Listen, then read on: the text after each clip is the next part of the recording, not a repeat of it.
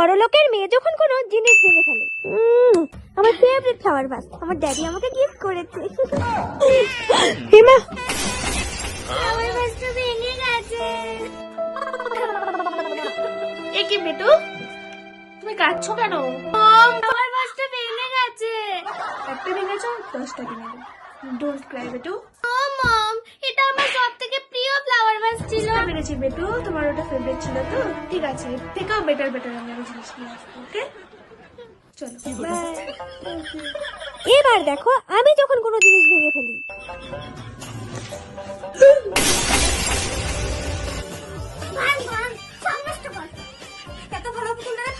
কিছু হয় নাই তো, নষ্ট হয় নাই।